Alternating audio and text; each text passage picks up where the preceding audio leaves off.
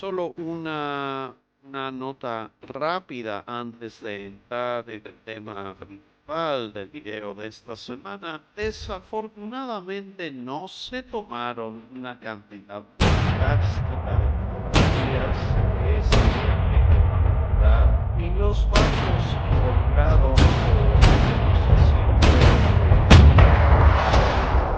la mayoría de los barcos, así que desafortunadamente no hay mucha fotografía existente disponible para ello, por lo que el número de fotos en este video será algo limitado en comparación con lo habitual.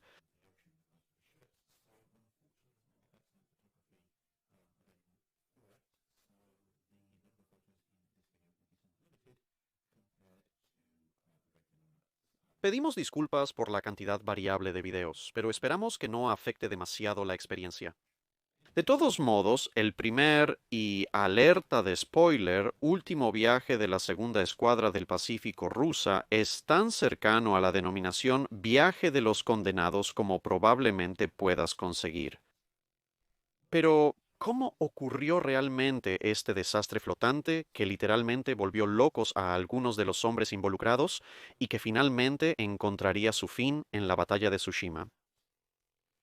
Bueno, con el estallido de la guerra ruso-japonesa, una de las primeras cosas que los rusos descubrieron fue que su puerto del Pacífico en Port Arthur era más una maldición que una bendición. Aunque era un puerto de aguas cálidas, algo que Rusia no tenía en grandes cantidades.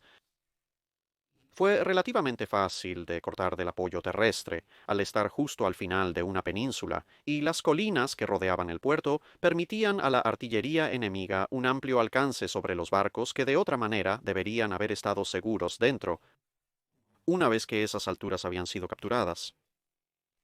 La naturaleza poco profunda de la boca del puerto también significaba que los barcos más grandes solo podían entrar o salir en marea alta, y para colmo, los oficiales presentes realmente no estaban capacitados para liderar el buque de guerra estacionado allí en ningún tipo de pelea seria. Las pérdidas incidentales a la flota japonesa y las minas colocadas por los barcos japoneses, así como un comienzo relativamente pobre de la campaña terrestre, estaban pintando un cuadro bastante sombrío después de unos meses de continuación de la guerra. En respuesta, el zar Nicolás II envió al almirante Makarov, un oficial algo poco convencional pero muy capaz y popular, quien quizás era el mejor almirante que Rusia tenía o de hecho podría pedir. Muy rápidamente comenzó a cambiar las cosas, y el futuro, si bien no era brillante, al menos parecía mucho más prometedor de lo que había sido. Pero todo esto llegó a un alto estruendoso cuando el buque insignia de la flota del Pacífico rusa, el Petropavlovsk, chocó con una mina. La explosión y los escombros voladores decapitaron al almirante Makarov y privaron a Rusia de uno de sus acorazados más capaces y de su mejor comandante naval al mismo tiempo. Otros 5 almirantes habían sido considerados para el papel de comandante de la flota del Pacífico rusa, y dado que el zar estaba decidido a no rendir el control de Rusia en el Pacífico a Japón, necesitaría, por supuesto, nombrar a un nuevo comandante. Pero con lo que ahora eran efectivamente 2 escuadrones navales en el Pacífico, atrapados en Port Arthur y Vladivostok respectivamente, y con ambos fallando en romper el bloqueo japonés para unirse, a costa de aún más barcos de guerra dañados, estaba claro que se necesitarían más barcos, así como un nuevo comandante. Así que el nuevo almirante no podría simplemente ser enviado por el ferrocarril transiberiano, como había hecho Makarov. Afortunadamente, Rusia, en realidad, tenía otras 2 flotas, la del Báltico y la del Mar Negro, por lo que sería de al menos una de estas de donde tendrían que reunirse más barcos de guerra. Se les llamaría la Segunda Escuadra del Pacífico, y luego serían enviados alrededor del mundo para enfrentarse a la flota japonesa. Los problemas menores de que Rusia en realidad no tenía ninguna base de reabastecimiento o reaprovisionamiento en las 18.000 millas intermedias, Las reglas de guerra no permitían realmente que los países neutrales proporcionaran ayuda en la escala que una flota de este tamaño necesitaría. El hecho de que Rusia no era exactamente el país más popular entre la mayoría de las otras potencias imperiales, y especialmente con Gran Bretaña, que controlaba la mayoría de las bases y tenía la mayoría de los barcos que estaban a lo largo de la ruta proyectada de la flota, y el hecho de que los buques de guerra rusos de ninguna manera estaban diseñados para navegar tan lejos o a través de entornos tropicales en absoluto, lo cual, por supuesto, encontrarían al cruzar el Ecuador varias veces, fueron en gran medida ignorados. Y así el contraalmirante Zinovy Petrovich Rozhestvensky fue nombrado para la segunda escuadrón del Pacífico. Teniendo en cuenta todo, probablemente fue la mejor elección que el zar podría haber hecho, aunque incluso menos político que Makarov, y propenso a furiosos ataques de ira, no era corrupto, lo cual era excepcionalmente raro en los altos rangos de los oficiales navales rusos en ese momento, y notablemente justo, si excepcionalmente exigente, con sus tripulaciones. A pesar de ser desagradado por muchos en los altos rangos de la Marina rusa, los barcos que había comandado siempre habían sido bien disciplinados, rápidos, precisos con su artillería y listos para partir en un momento, un hecho que no se le escapó al zar. El hecho de que Zinovy Petrovich Rozhestvensky realmente logró impresionar al Kaiser Wilhelm II, quien por supuesto tenía sus propias ambiciones navales en ese momento durante una visita a Rusia, tampoco perjudicó sus posibilidades de nombramiento, y sería difícil encontrar un almirante más popular entre las tripulaciones, porque aunque tenía la costumbre de golpear con sus puños a los tripulantes que le decepcionaban, la tripulación también sabía que prácticamente lo único que le impedía dar una paliza igual a los oficiales que le decepcionaban o maltrataban a sus hombres era el hecho de que la mayoría de los altos rangos de la oficialidad naval rusa en ese momento estaban conectados de alguna manera con la corte imperial rusa, y por lo tanto golpearlos hasta dejarlos inconscientes sería algo perjudicial para cualquier carrera. Se estaban preparando un total de 45 barcos de la flota báltica rusa, una fuerza que, en papel, era lo suficientemente fuerte para romper el bloqueo de la Marina Imperial japonesa y con ello poner fin a la campaña, ya que las tropas japonesas invasoras dependían casi totalmente del reabastecimiento por mar. Para abordar el problema de la escasez de combustible en los barcos, se diseñó un plan para que los cargueros de la línea alemana Hamburg-América los reabastecieran, ya sea en el mar o en puertos neutrales que pudieran permitirlo. El hecho de que abastecer de carbón a un barco era una tarea difícil, agotadora y peligrosa cuando estaba amarrado en el muelle, y nadie había intentado siquiera reabastecer de combustible a toda una flota alimentada con carbón en el mar, fue, lo adivinaste, ignorado. Los barcos en sí eran una mezcla extraña. Muchos estaban influenciados por diseños franceses y tenían un casco con una marcada caída hacia adentro, lo que demostraba ser una gran preocupación por la estabilidad en las marinas francesa y rusa a medida que los barcos entraban en servicio. Muchos de ellos tenían un peso significativamente superior al normal, lo que hacía que la correa de armadura principal quedara en gran medida bajo la línea de flotación y las baterías secundarias y terciarias se acercaran peligrosamente al agua en varias embarcaciones. La calidad del trabajo tampoco era la adecuada. El nuevo acorazado Oriol se estaba equipando en preparación para unirse a la segunda escuadra del Pacífico hasta que alguien quitó parte del revestimiento, olvidó que los acorazados realmente necesitan que sus cascos estén intactos para flotar y se fue a casa por el día, dejando que el barco se hundiera mientras estaba anclado en el puerto de Kronstadt, lo que obligó a reflotar y reparar el barco antes de que estuviera listo para partir. Algunos barcos eran nuevos e inexplorados, mientras que otros eran viejos y casi obsoletos. Aún otros eran básicamente yates aristocráticos reacondicionados y buques de patrulla y cruceros auxiliares, totalmente inadecuados para la guerra, pero que habían recibido algunas armas aleatorias atornilladas donde cabían de todos modos, y cualquier idea de pedir refuerzos fue descartada por los posibles candidatos, y más buques acorazados obsoletos y unidades de defensa costera que estaban balanceándose en un ancla a través de la bahía. Para complicar las cosas, se le dijo a Zinovy Petrovich Rozhestvensky que sus barcos recibirían suficiente munición para una batalla importante y una pequeña cantidad de reserva. Pero esto no sería suficiente para la práctica de tiro en el camino. Echemos un vistazo a algunos de los barcos involucrados. Los activos principales de la segunda escuadra del Pacífico eran 5 acorazados modernos: el Príncipe Suvorov, el Alejandro III, el Borodino, el Orel y el Osliabia. Los primeros 4 eran acorazados de la clase Borodino completamente nuevos y todos 5 eran capaces de 18 nudos. Había 2 acorazados más antiguos, Sisoi Veliki y Navaren, que podían hacer 15 nudos en un buen día con viento a favor. Había 4 cruceros modernos relativamente rápidos: el Oleg, Aurora, Semchuk y Izmrud, y el Dmitri Donskoy, que tenía 21 años y estaba un poco viejo. Svetlana y Almaz eran bastante nuevos y bastante rápidos, pero eran los mencionados yates aristocráticos convertidos y su armadura era inexistente.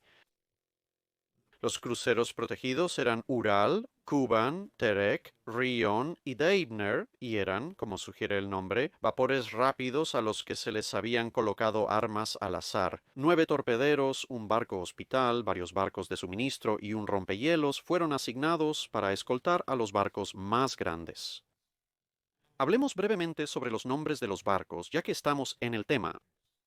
Los acorazados, como en la mayoría de las naciones, se asociaban con algo grandioso e importante. El príncipe Suvorov lleva el nombre de un famoso general ruso. Borodino fue nombrado en honor a una batalla con Napoleón. Auxiliavaya había sido el nombre de un monje guerrero en el siglo XIV. Alejandro III fue el zar anterior. Orel significa águila. Y por supuesto, el águila era el símbolo de la Rusia imperial. Y Navarin fue nombrado en honor a una batalla naval más reciente contra los turcos, que también había sido bastante exitosa. Y lo mismo para los cruceros. Oleg había sido uno de los primeros príncipes vikingos en gobernar Rusia. Aurora era, por supuesto, la diosa griega del amanecer. Semchuk aparentemente significa perla en ruso. Izumrud significaba esmeralda y Almaz significaba diamante, y por supuesto tenías a Dmitri Donskoy, que era un príncipe ruso que derrotó a los tártaros, nuevamente en el siglo XIV. Los nombres de los torpederos eran ligeramente diferentes. Puedes hacerte una idea del sabor de sus nombres mirando 3 de ellos: Buini, Bistri y Vidovi, que significaban salvaje, rápido e imprudente. De hecho, me gustan bastante esos nombres para destructores. Dicho todo esto, la lista de problemas con los barcos no terminó con su antigüedad. Muchos de los rangos y archivos eran reclutas de la Rusia central, y la flota obviamente había pasado la mayor parte de su invierno atrapada en el hielo.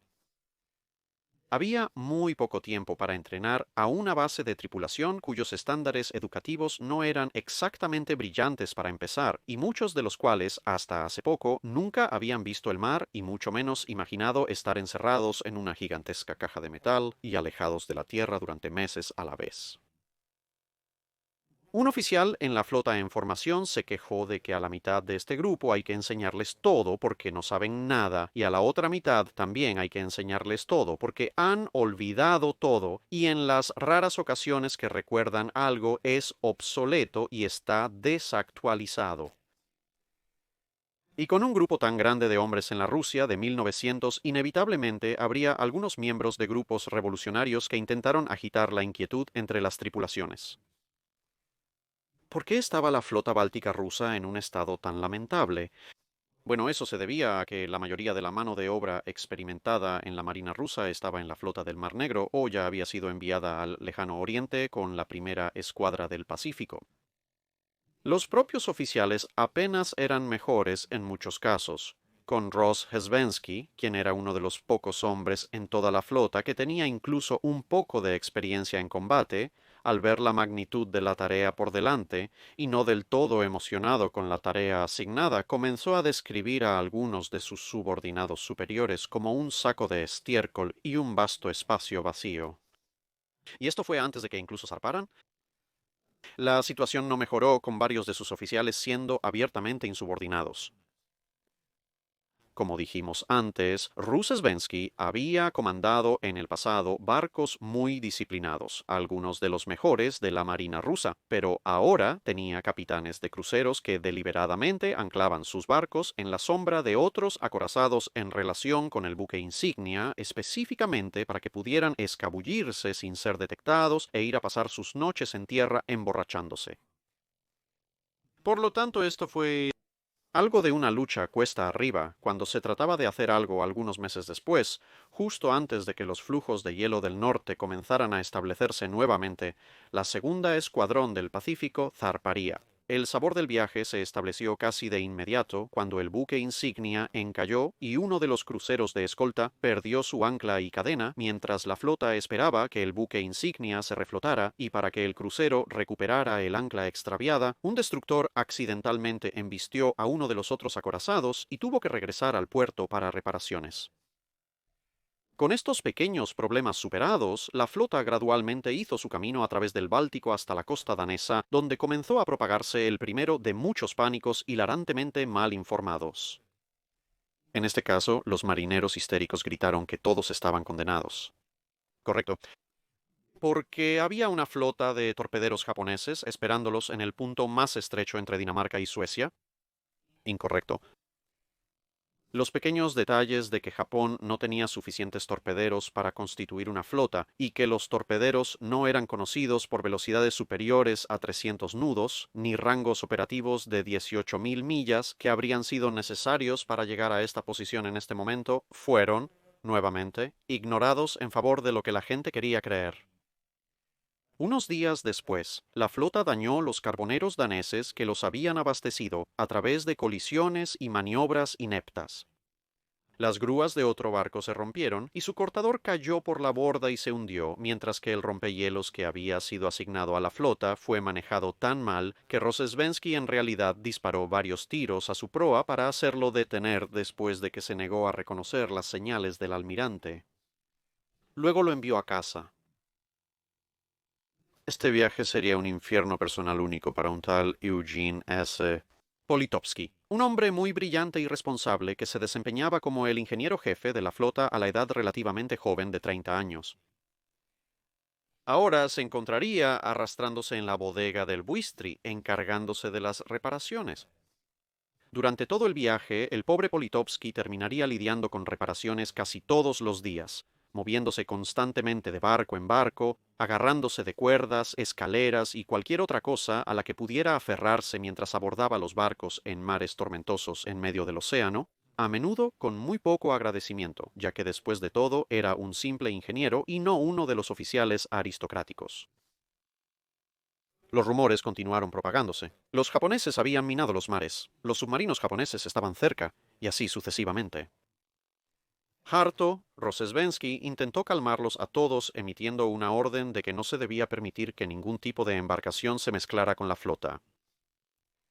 Oportunamente arribó un pequeño bote pesquero con mensajes del zar. Las tripulaciones histéricas de los cañones abrieron fuego. Un poco después, Rozhesvensky estaba recibiendo a los pescadores a bordo de su buque insignia, quienes llegaron con la noticia de que, por sus problemas, había sido ascendido a vicealmirante. El tiroteo en el camino había sido tan malo que el poder de fuego combinado de docenas de buques de guerra no había siquiera arañado el bote de pesca. En este punto de nuestra historia, conocemos por primera vez al barco de reparación de la flota Kamchatka, con quien todos pronto se familiarizarían lamentablemente. Su entrada en nuestra cuenta aquí fue su señal de que estaba siendo atacada por lanchas torpederas. Cuando se le preguntó cuántas, respondió que alrededor de 8 desde todas las direcciones. Finalmente, alguien se percató del hecho de que absolutamente nadie más podía ver ni siquiera una gaviota, mucho menos lanchas torpederas japonesas excepcionalmente perdidas. Y cuando en realidad no pasó nada, Kamchatka se negó a decir que era una falsa alarma, solo que había cambiado de rumbo y las lanchas torpederas se habían ido. Habiendo sobrevivido a ataques de lanchas torpederas y submarinos japoneses fantasma y habiendo negociado un campo de minas inexistente, la escuadra navegó hacia el Mar del Norte. Seguramente, en esta hermosa extensión de agua gris abierta, nada podría salir mal. Bueno, fue en este punto que se encontraron con toda la flota de pesca de arrastre en el banco de Dogger. Claramente, los perfiles de los arrastreros de movimiento lento con su temible armamento de redes de pesca coincidían con los rápidos y bajos botes de torpedos, y concluyendo que otra flota de botes de torpedos japoneses estaba a punto de atacar, los rusos abrieron fuego. Las conchas caían por doquier. Varios barcos rusos señalaron que habían sido alcanzados por torpedos y en un acorazado, parte de la tripulación se puso salvavidas y se tumbó en la cubierta preparándose para hundirse, mientras que otros corrían como locos blandiendo sables y empuñando pistolas, gritando que el barco estaba siendo abordado por los japoneses, lo que causó aún más pánico. Los acorazados rusos siguieron disparando, finalmente acertando. Lograron causar daño a 4 arrastreros británicos bastante desconcertados y hundieron otro. Una columna de 7 acorazados logró ignorar completamente a los arrastreros y se enfrentó a 2 de sus propios cruceros, el Aurora y el Dmitry Donskoy, logrando finalmente una serie de aciertos en el Aurora, afortunadamente sin demasiado efecto, aunque el capellán del barco moriría más tarde debido a las heridas. Rozhesvensky parecía ser el único en la flota que podía reconocer a los arrastreros en los reflectores del buque insignia, y corrió alrededor del buque insignia. El Suvorov corrió frenéticamente tratando de hacer que los diversos reflectores apuntaran hacia el cielo, lo cual era una señal para no entrar en combate. Pero varios artilleros en todo el barco estaban participando a voluntad, por lo que cancelar el asalto tomó algún tiempo. La luz del amanecer reveló que, en la histeria colectiva, la única salvación de los rusos fue que su artillería había sido tan terriblemente mala que el daño total se había mantenido al mínimo. Varios barcos habían disparado una buena parte de su arsenal total de proyectiles sin acertar a nada. Se supone que la flota de arrastreros sobreviviente compensó cualquier piscina recientemente pulverizada.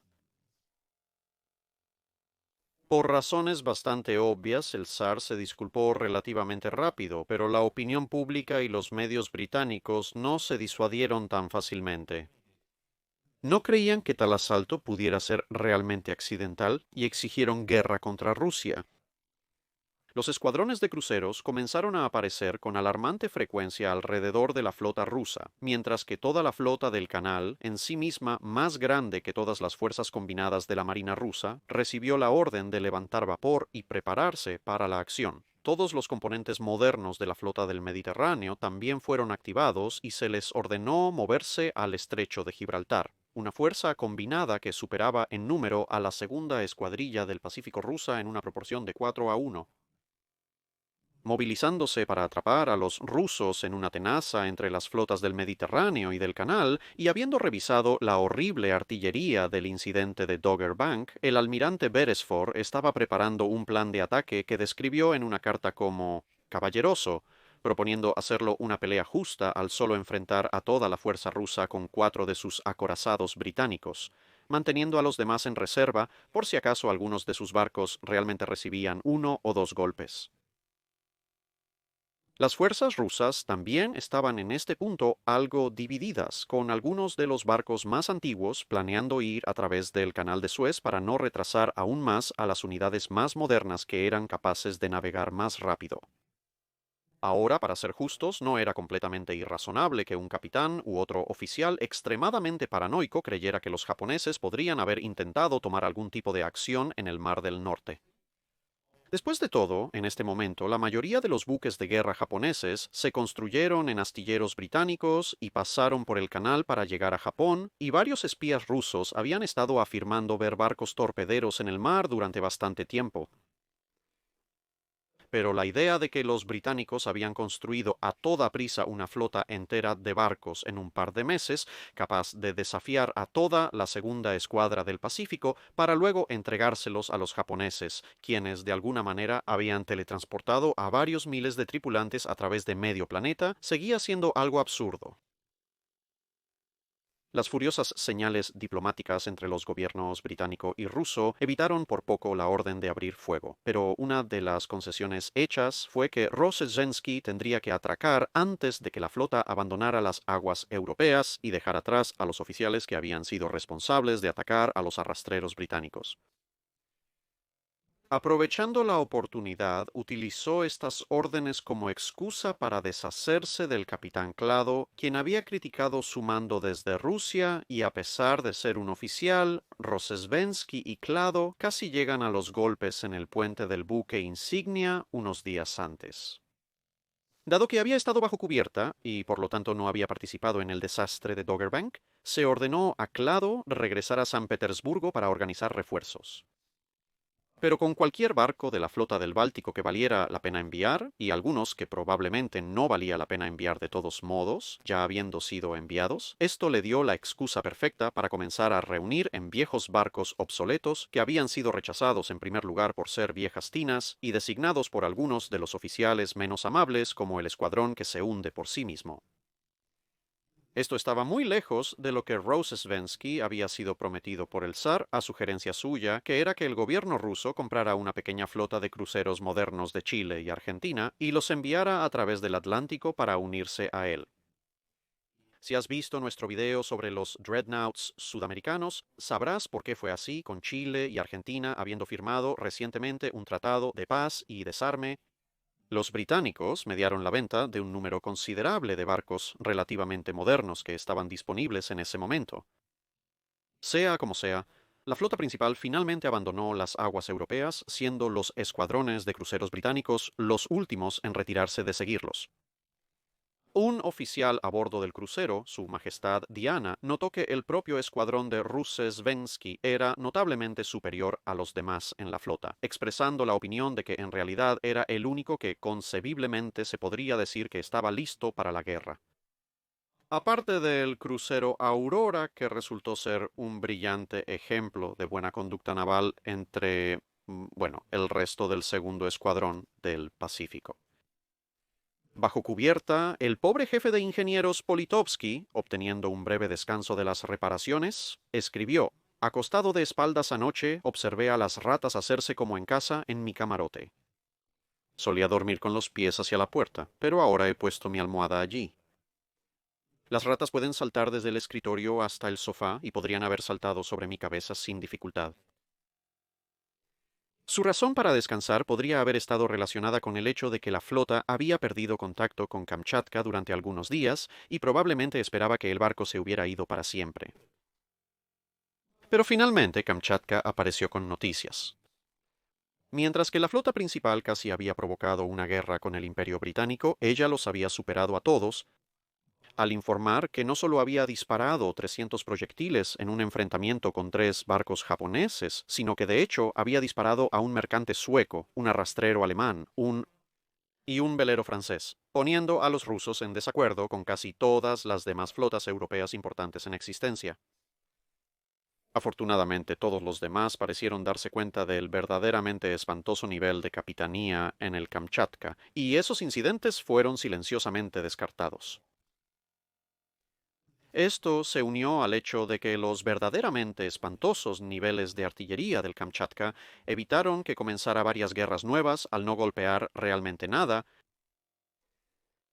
Para rematar, resultó que cuando la flota había dejado Tánger, un barco había logrado cortar el cable telegráfico submarino de la ciudad con su ancla, lo que luego impidió que el puerto se comunicara con Europa durante 4 días.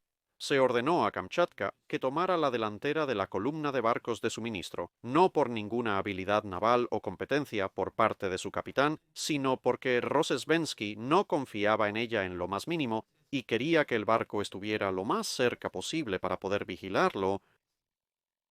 Los barcos ahora estaban llegando al final de los suministros de carbón que se habían cargado en Rusia y Dinamarca y necesitaban encontrarse con un convoy de barcos de carbón alemanes en el oeste de África.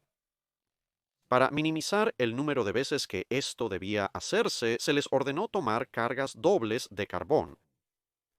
Por supuesto, no había suficiente espacio en los depósitos, por lo que el carbón se almacenaba en todas partes, en la cubierta, en los almacenes, en los pasillos, etc. Esto a su vez resultó en que los barcos estuvieran cubiertos con una fina capa de polvo de carbón, lo cual en combate era tan beneficioso como verter gasolina sobre todas las superficies disponibles y luego intentar encender un fósforo. Como si accidentalmente convertir sus barcos en una procesión de bombas de aire combustible no fuera suficientemente malo, a medida que los barcos pasaban por la costa africana, el polvo de carbón que estaba en el aire se combinaba con la humedad para cubrir las gargantas y los pulmones de todos con una espesa sustancia negra, lo que mató a varios marineros que eran más vulnerables a problemas respiratorios. Se compró algo de respiro cuando la flota navegó hacia una tormenta. El viento y el agua al menos limpiaban el aire, pero en Kamchatka no podían permitir ni siquiera un pequeño bit de fortuna. Así que cuando se le preguntó por su estado como parte de un llamado general, en lugar de enviar la señal de que estamos bien, se envió el mensaje ¿ves lanchas torpederas? Lo que resultó en otro pánico mientras la flota buscaba más embarcaciones de torpedos japonesas mágicas flotando alrededor de una tormenta atlántica. Rosetsvensky descargó algunas de sus frustraciones inventando nuevos apodos para varios capitanes y barcos que le habían molestado. Así, se encontró dando órdenes al viejo libertino, al inquieto pulido, al nihilista sin cerebro, al perchero del uniforme de la guardia y otros.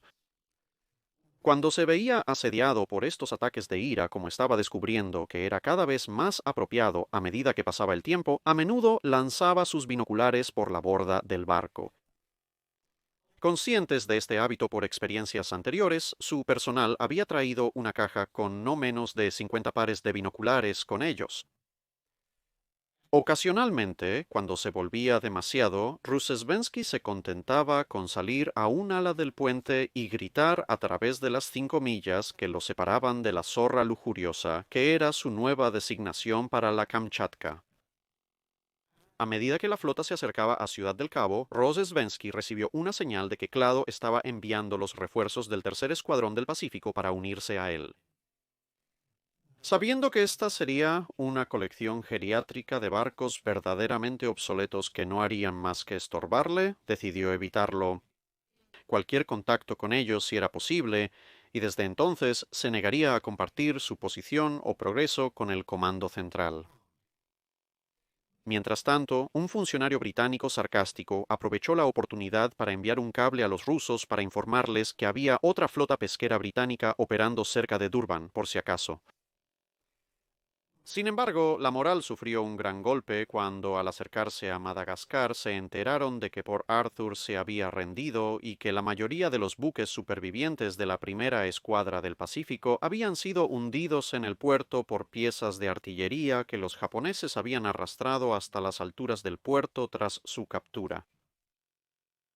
Ahora había una preocupación muy real de que algunos de los acorazados rusos que habían estado presentes en el puerto podrían ser reflotados, reincorporados al servicio japonés y luego utilizados contra la segunda escuadra del Pacífico si no entraban en acción bastante pronto. Para levantar su moral decayente, las tripulaciones recolectaron mascotas exóticas en visitas a la costa, pero con una idea algo equivocada de lo que era adecuado para un viaje en un buque de guerra.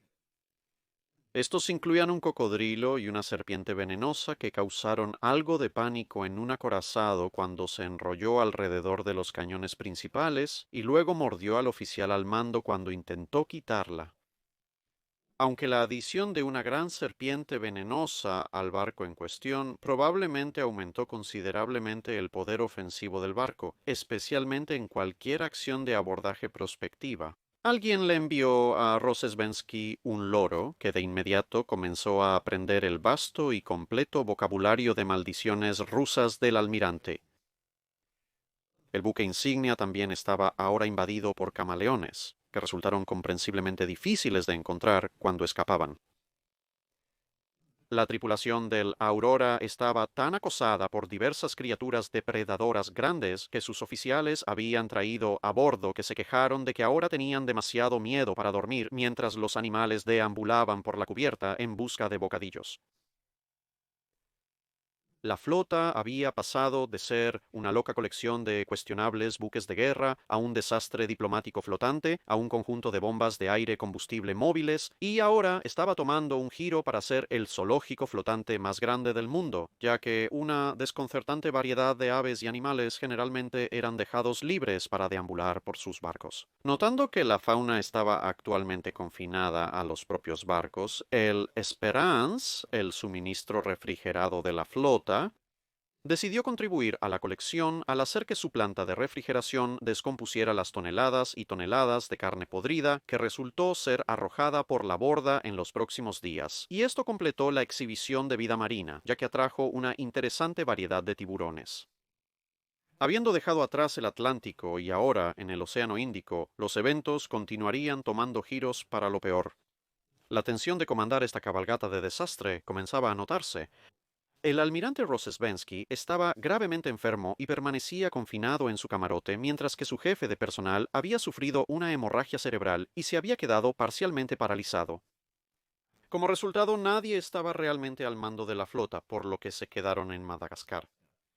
Y una vez que se completó la colección de mascotas, las tripulaciones decidieron ir a tierra para disfrutar de las instalaciones locales. Era una buena idea, con el inevitable brote de malaria, disentería, tifoidea y todas las enfermedades de transmisión sexual conocidas por la humanidad. Durante un funeral por uno de sus muertos, la Kamchatka disparó un saludo, pero por supuesto, siendo la Kamchatka, usaron un proyectil vivo, que golpeó al crucero Aurora, que ya había sido el receptor de una pequeña cantidad de artillería rusa precisa que se había mostrado hasta ahora y ahora estaba muy harto de ser una gigantesca piñata de acero. Como era de esperar en una flota rusa, la frase "y luego las cosas empeoraron" estaba en pleno efecto. A medida que olas de enfermedad mental, fervor religioso, motín y revolución comenzaron a barrer la flota. Un viejo conocido de Politovsky comenzó a deambular por los diversos barcos de la flota medio desnudo, preguntándole a la gente si temían a la muerte. Se reunió y envió a casa a algunos de los peores infractores mientras la salud de Rozesbensky comenzaba a mejorar. Pero esto disminuyó aún más la mano de obra de la flota, y al mismo tiempo muchos de los oficiales estaban bastante contentos sin darse cuenta de lo que estaba sucediendo, habiendo descubierto que Madagascar tenía un comercio floreciente en diversas drogas de alta potencia. Un oficial había traído 2000 cigarrillos y se descubrió que todos estaban llenos de opio para alegría de todos aquellos que pudieron poner sus manos en ellos antes de que fueran confiscados. La flota también necesitaba reabastecerse de munición, ya que la mayor parte de su limitado suministro se había disparado contra los arrastreros británicos. Los ánimos se levantarían cuando llegara el barco de suministros Ertish, supuestamente cargando munición para la flota. Al abrir las cajas, en cambio, encontraron 12.000 pares de botas forradas de piel y un número igual de abrigos de invierno. Ideal para operaciones en mares ecuatoriales. Mientras Rozesbensky continuaba su recuperación, ordenó prácticas de tiro para intentar restaurar algún semblante de orden. Ninguno de los destructores logró acertar a un objetivo estacionario que se les dejó de los acorazados. El buque insignia logró un solo acierto, que fue en el barco que remolcaba el objetivo. Se ordenó a un escuadrón de destructores navegar en formación de línea de pecho, pero en lugar de eso se dispersaron. Tras regresar a la línea, dispararon 7 torpedos. 1 se atascó, 3 se desviaron enormemente del curso, 2 avanzaron a velocidades excepcionalmente lentas, fallando el objetivo, y el último dio una gran vuelta, causando que los barcos se dispersaran de nuevo. Entrando en el espíritu de las cosas, el Kamchatka envió una señal para decir que se estaba hundiendo. Tras mucha alegría en toda la flota por esta noticia, luego investigó y no encontró nada más que una tubería de vapor agrietada en la sala de máquinas, para decepción de todos. Las cosas mejoraron un poco cuando el destacamento más antiguo de la Segunda Escuadrilla del Pacífico, después de haber negociado con éxito el Canal de Suez, llegó para unirse a sus compañeros de escuadrón después de un viaje algo menos accidentado. A pesar de los cocodrilos, serpientes y lémures a bordo, el Aurora demostró una vez más ser uno de los mejores barcos de la flota. ya que mostró el único ejemplo exitoso de disciplina naval, albergando una pequeña carrera entre sus numerosos botes. Y para gran sorpresa, ninguno de ellos se hundió, ninguno se disparó entre sí, y todos regresaron intactos a su nave nodriza. Mientras tanto, de vuelta en aguas europeas, la colección de chatarra envejecida que formaba la tercera escuadra del Pacífico había zarpado bajo el mando del igualmente geriátrico almirante Nebokgatov. La almirantía rusa le ordenó reunirse con la flota principal. Debes unirte a Rozhesvensky, dijeron. Pero gracias a los mejores esfuerzos de Rozhesvensky para evitar ese destino particular, tuvieron que agregar cuya ruta nos es desconocida. Rozhesvensky, por supuesto, no tenía ninguna intención de unirse a lo que describió como una colección arqueológica de arquitectura naval y ahora tomó medidas para aumentar sus esfuerzos para evadir otras partes de su propia marina. La flota luego cruzaría el Océano Índico. Los oficiales se divertían organizando cacerías de ratas, con un éxito limitado. Del otro lado fueron recibidos por el barco de transporte Gorchakov. Los ánimos se levantaron con la esperanza de recibir correo atrasado de casa en el barco.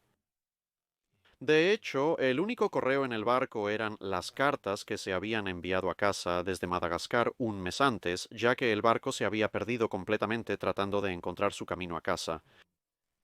Rozhesvensky cambió de estrategia.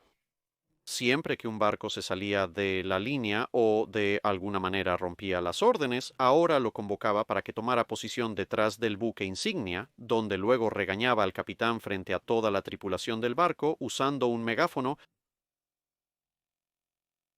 El 11 de mayo de 1905, los esfuerzos evasivos de Rozhesvensky finalmente fallaron cuando la tercera escuadra del Pacífico, habiendo hecho un progreso sorprendentemente bueno, en gran parte al eliminar completamente a África y pasar por el Canal de Suez como lo habían hecho los barcos más antiguos en la segunda escuadra del Pacífico, logró encontrar la flota principal sobre la costa de Indochina. Rozhesvensky no había utilizado el canal para gran parte de su flota por considerarlo peligroso. Cualquier barco sería un blanco fácil mientras navegaba por este punto en particular, y no quería arriesgar toda su flota, ya que este era uno de los pocos lugares donde los japoneses realmente podrían haber enviado una fuerza para interceptarlo.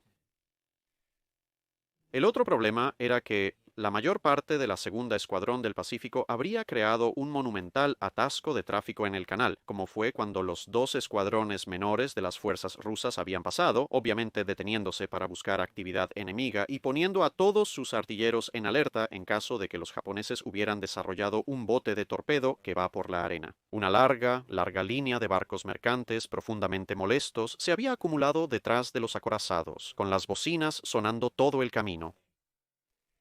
Profundamente irritado, Rozhesvensky presentó su renuncia, pero el zar la rechazó. En la Marina Imperial japonesa, el almirante Togo había estado monitoreando el progreso de los rusos todo el tiempo. El 25 de mayo se enteró de que Rozhesvensky había enviado a los carboneros que habían llegado a Shanghái para encontrarse con la flota. Sin un reabastecimiento de carbón, esto significaba que los rusos debían estar planeando tomar la ruta más corta a través del estrecho de Tsushima entre Japón y Corea. A primera hora de la mañana del 27 de mayo, un vigía a bordo del Ural señaló que 4 barcos no identificados habían aparecido detrás de la segunda escuadra del Pacífico. Sería el comienzo de la batalla de Tsushima y el fin del viaje de la segunda escuadra del Pacífico. Pero esa historia en particular será un relato para otra ocasión.